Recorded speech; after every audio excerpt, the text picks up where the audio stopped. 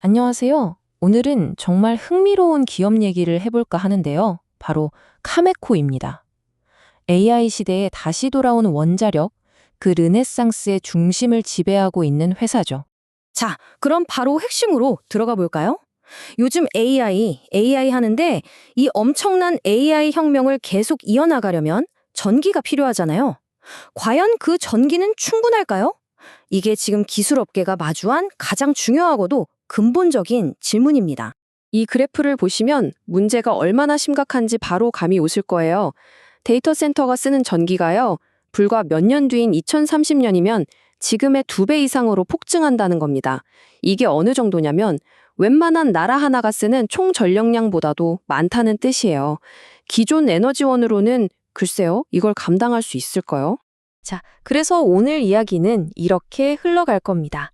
AI가 어떻게 에너지 위기를 불렀고, 그래서 왜 원자력이 다시 주목받는지, 그리고 이 엄청난 기회를 카메코라는 회사가 어떻게 자기 것으로 만들었는지 하나씩 차근차근 따라가 보시죠.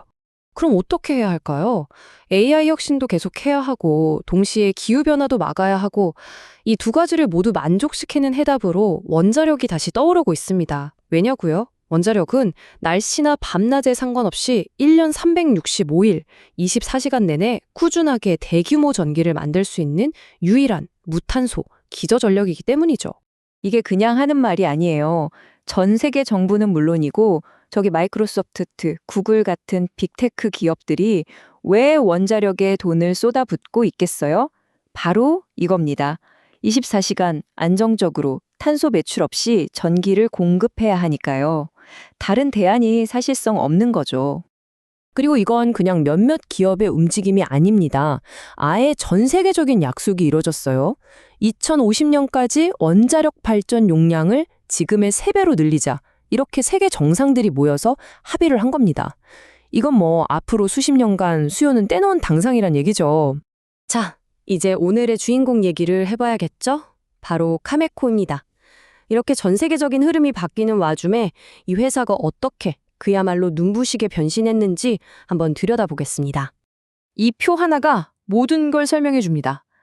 과거의 카메코는 그냥 우라늄 캐서 파는 단순한 광산 회사였어요. 그런데 지금은요, 웨스팅하우스를 인수하면서 완전히 다른 회사가 됐습니다. 채굴부터 시작해서 변환, 농축, 심지어 원자로 설계랑 연료 공급, 유지 보수까지 핵연료 주기에 거의 모든 걸 다 하는 에너지 플랫폼으로 진화한 거죠. 이런 변화가 그냥 말로만 끝난 게 아닙니다. 숫자를 보면 바로 알 수 있죠. 2025년 재무제표를 보세요. 모든 사업 부문에서 실적이 폭발적으로 성장하고 있는 게 보입니다. 그러니까 진짜 중요한 건 바로 이 숫자예요. 순이익이 무려 243%나 뛰었습니다. 이게 뭘 의미하겠어요? 이들의 새로운 통합 전략이 정말 돈이 된다는 걸 제대로 증명하고 있는 겁니다. 그런데 여기서 한 가지 궁금한 점이 생깁니다.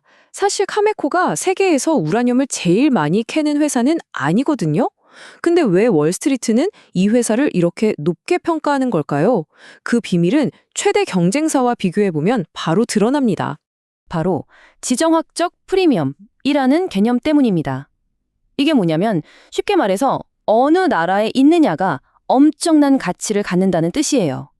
정치적으로 안정된 믿을 만한 나라에 자산이 있으면 공급망이 끊길 걱정이 없으니까 시장이 거기에 웃돈을 터주는 거죠.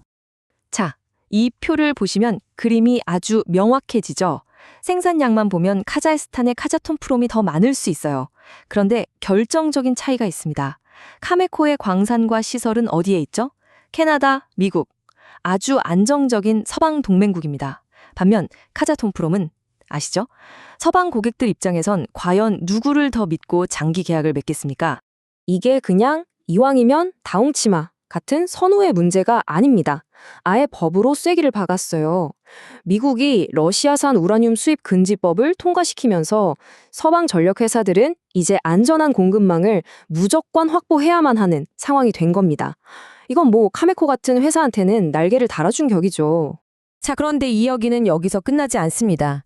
이게 어떻게 정부의 든든한 지원과 미래 기술을 만나서 거의 누구도 넘볼 수 없는 장기적인 해자를 만드는지 한번 보시죠. 이 말이 모든 걸 말해줍니다. 미국 정부는 그냥 보조금이나 주는 전제가 아니다. 이익을 함께 나누는 상업적 투자자다.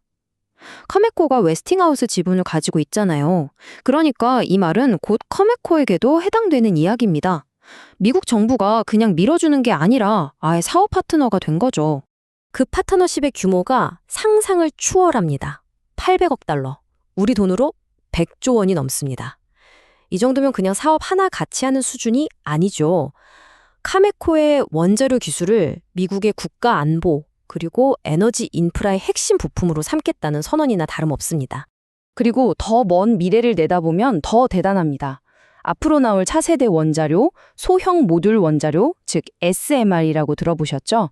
거기에 들어가는 새로운 연료가 바로 이 헬륨인데 카메코는 이 미래 연료 시장까지 선점할 준비를 마쳤습니다. 그 중심에는 GL이라는 차세대 농축 기술이 있습니다. 이게 얼마나 대단하냐면요. 기존 원전에서 쓰고 남은 핵 폐기물을 가져다가 레이저로 처리해서 미래의 고효율 연료인 HALU로 만들어내는 말 그대로 연금술 같은 기술입니다. 그야말로 게임 체인저죠. 자, 그럼 오늘 이야기의 핵심을 한번 정리해 볼까요? 첫째, AI 붐이 원자력 르네상스를 촉발했다는 것. 둘째, 카메코는 더 이상 단순한 광산 회사가 아니라 핵연료 사이클 전체를 아우르는 플랫폼 기업으로 진화했다는 점. 셋째, 캐나다, 미국이라는 안정적인 위치가 엄청난 경쟁력이 되고 있다는 것. 그리고 마지막으로 미국 정부가 아예 파트너가 돼서 미래 성장까지 보증해주고 있다는 겁니다. 마지막으로 이 질문을 한번 던져보겠습니다. 한 기업이 AI 혁명과 에너지 안보, 그리고 탈탄소화라는 이 시대의 가장 거대한 세 가지 흐름에 바로 그 교차점에 서 있다면 과연 그 기업의 가치는 어디까지 갈 수 있을까요? 지금 세상은 더 깨끗하고 더 안정적인 에너지를 그 어느 때보다 간절히 원하고 있습니다. 그리고 카메코는 바로 그 중심에서 대체 불가능한 존재가 되어가고 있습니다.